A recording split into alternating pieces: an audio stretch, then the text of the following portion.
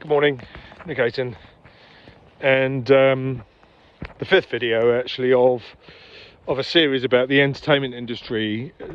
And the reason I'm talking about it is I started getting into my TV show, which is in pre-production.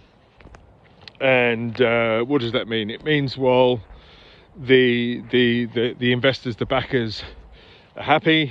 We've got the budgets and schedules organised. We know what content we're making. And as I said in previous videos, I've created a new world.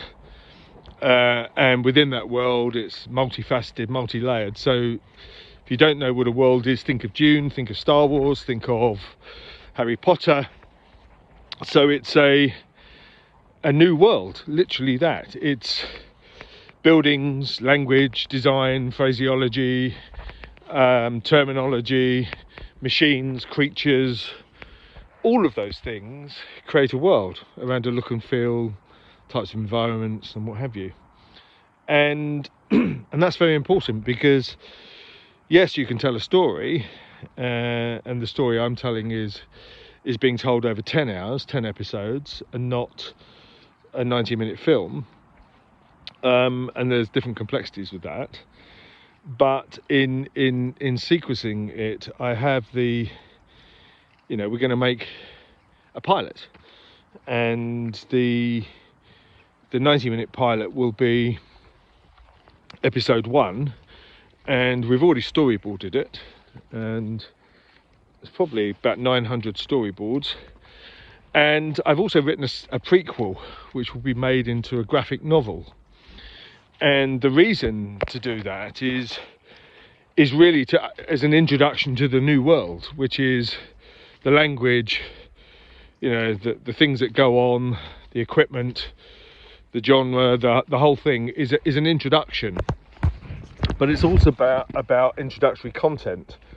So the prequel is going to be a graphic novel. We've got a great team on it who worked on some of the Marvel stuff.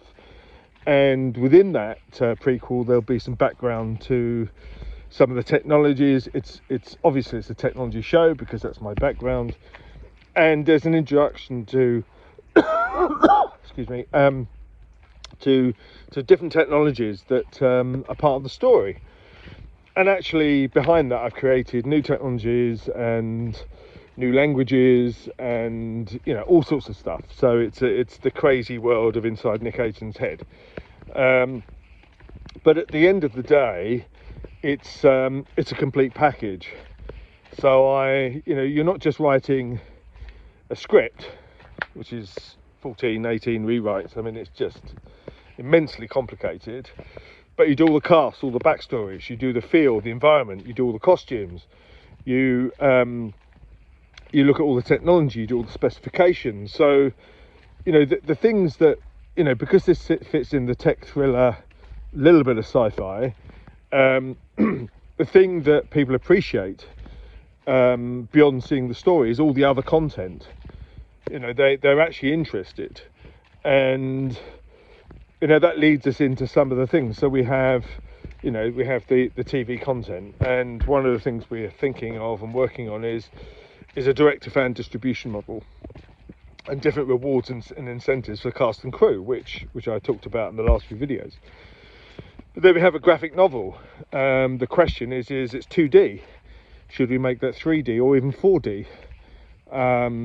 Imagine looking at a story, but using glasses or different kinds of technologies that we can make it more interactive and more informative. The other area, of course, is cosplay. It's the characters. Some of the characters I've got are quite interesting, and they do lend themselves to dressing up, and so that's very interesting. And then some of these characters, machines and environments, lend themselves to sort of top trumps, to cards, which I know kids love. Trading cards, and that inevitably also leads to NFTs, or non-fungible assets, that I prefer to sort of think of. But these are collectibles. These are aspects of merchandise, aspects of content, which are special, limited, validated as original, and have a rare scarcity value, which enables them to be owned, shared, traded, bought, sold, whatever it is. And and that's obviously quite a big deal these days. And then you have games. What's the game offshoot? What's the potential of game offshoots? Certainly in the story I have, there's a lot of potential because of what goes on in the plot and what the characters do. And so we're exploring all of those avenues. And I found a couple of fairly decent large-scale decentralised chains, main chains, where you can spin up sub-chains and we could sit the whole sales and distribution on that. It also handles the direct-to-fan model, so it looks at the control and access, who's viewing it, who's consuming it, and all the micro payments that flow from that.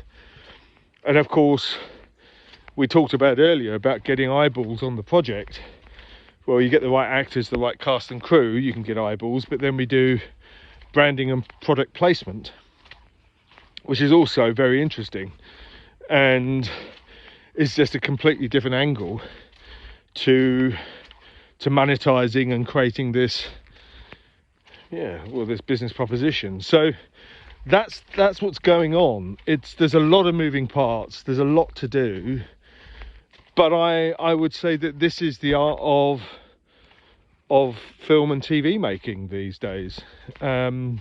It's all at once. It's transmedia. You have to monetize every piece of collateral and content that you create, and it's not for the faint-hearted. But you don't need $1 gazillion to do this, and there's lots of ways of doing this. And if we can get enough people to buy into this, and subscribe to consuming content, introducing their friends, doing other things where they can earn a reward or some extra kickback, then who wouldn't want to do that? Talk soon.